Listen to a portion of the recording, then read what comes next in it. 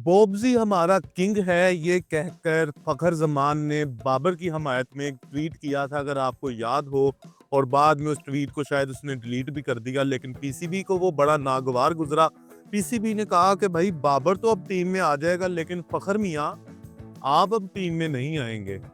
फखर के साथ ज्यादती की गई, फखर को ऑस्ट्रेलिया नहीं लेके जाया गया, फखर भाई घर में ही रहे। बाबर ने उनके लिए कोई ट्वीट नहीं किया। तो ये जो होता है ना कि शाह से ज्यादा शाह का वफादार बनना हमेशा इंसान को नुकसान ही पहुंचाता है। तो फखर को उसके बाद यही थोड़ी बहुत झंडी शंडी कराई गई कि ऐसा करते हैं कि फखर तुम चुप करके बच्चे बच्चे बन जाओ, जाके अच्छी ट्रेनिंग श्रेनिंग करो, तो आपको ना अगले टूर में साथ भेज देंगे।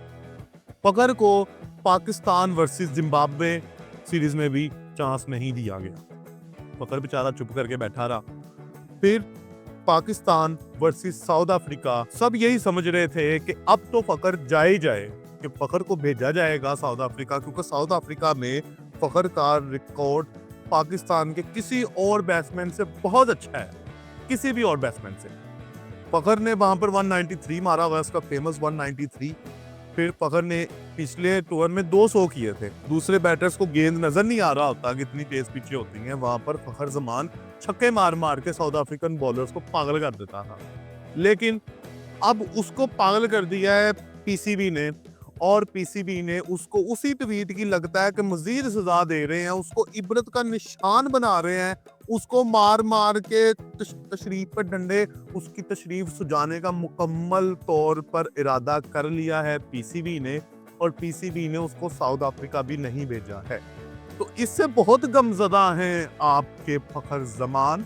फखर जमान ने सोचना शुरू कर दिया है रिटायरमेंट के बारे में।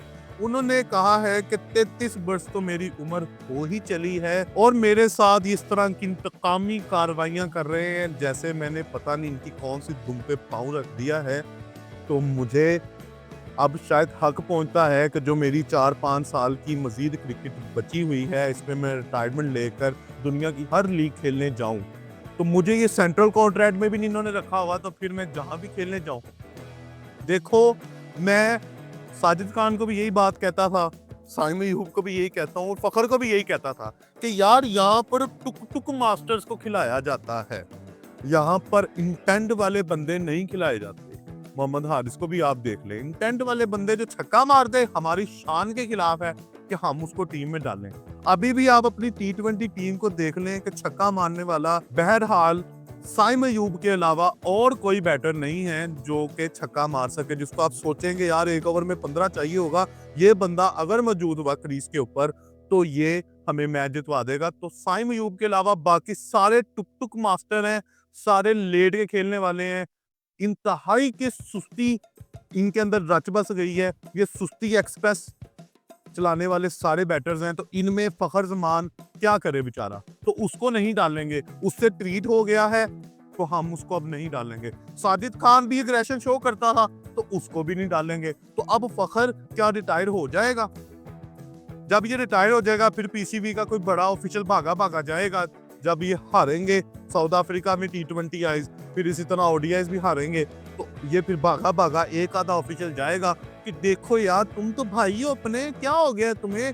फिर जब बात इतनी बिगड़ जाएगी, फिर जाकर उसको मनाएंगे, उसकी पिन्नियां छिन्नियां दबाएंगे, उसको कहेंगे कि भाई चल खेल ले यार, कोई नहीं, पाकिस्तान की तरफ से चैंपियंस ट्रॉफी खेल ले, कोई बात नहीं, हमें तुम्हारी जरूरत है, मुल्क कौम की तुम्हारी जरूरत है, फौजी तुम ही से है पाकिस्तान, तुम खेलो, तुम्हारे अलावा और कोई ऐसा बैटर नहीं है जो हमें ओपनर चाहिए। फिर करेंगे।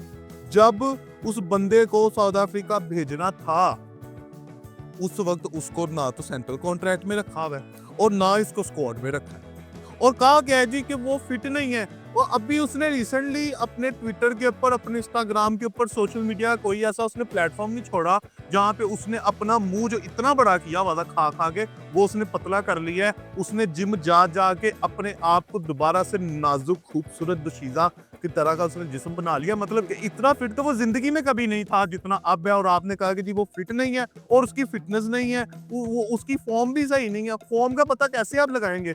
लास्ट टाइम उसने जो पाकिस्तान की तरफ से ओडीआई खेला था, सेकंड लास्ट ओडीआई में, उसने वही फेमस मैच जो पाकिस्तान ने 400 चेस करते हुए फखर ने 120-30 स्कोर किए थे वहां पे तकरीबन 80 के बॉलों के अंदर। वो जो छक्के मार मार के उसने न्यूजीलैंडर्स के मुंह की लाइनों लेंथ बिगाड़ दी थी ना, वो वाला ही मैच। और उससे पहले बांग्लादेश को इसने 85-80 स्कोर किया था। तो आपके पिछले 3 मैचेस के अंदर तो उसके लगभग 200 हैं। तो उसकी फॉर्म का आपको कैसे पता चल गया? आपने घर में खिला लिया उसको। तो फखर को टीम में अगर नहीं डालेंगे, अगर वो भी रिटायर हो गया, तो फिर क्या होगा? टुक-टुक होगा कि ये ओडीआई में पहले 50 ओवर्स लेंगे, बल्कि पूरे 50 ओवर ये खेल ही नहीं सकते।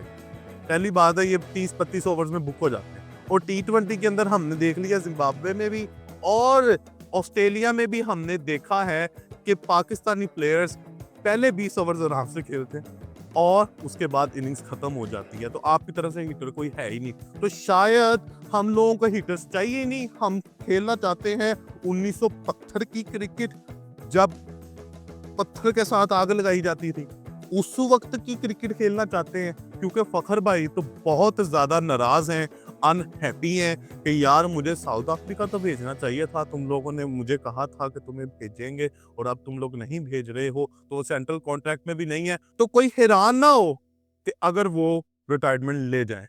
यार अगर आपने चैनल को अब तक सब्सक्राइब नहीं किया तो चैनल को सब्सक्राइब कर दें और लाइक के बटन को जरूर दबाइएगा, बेल आइकन को भी दबाइएगा, ताकि आप मेरी लाइव सेशन का हिस्सा बन सकें। टाटा।